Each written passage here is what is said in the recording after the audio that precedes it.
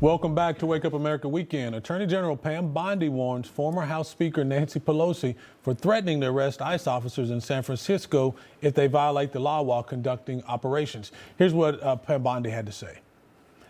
Bondi said, quote, "If you are telling people to arrest our ICE officers, our federal agents, you cannot do that. You are impeding an investigation and we will charge them."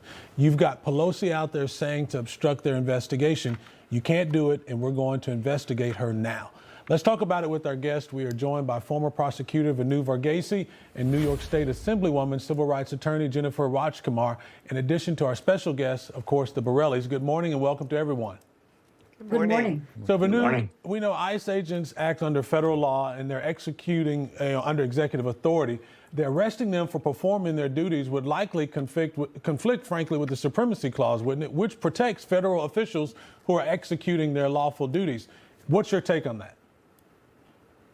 Well, it's more than that. The Supremacy Clause controls, from Article 6, Clause 2 of the Constitution, that the federal law is the supreme law of the land. But, remember, we are depending on who you talk to, particularly Republicans and conservatives believe that we should have a limited federal government. So the states' rights are there with the limited federal government. However, threatening to arrest through words, whether corruptly or threats by force or any threatening letter or communication, that's a violation of 18 U.S.C. 1505, which is the statute for obstruction of proceedings before departments, agencies, and committees. And Speaker Pelosi, with her words, could be potentially in violation of that. And if you take it to its conclusion, that's a 5-year penalty if you're convicted of it, potentially.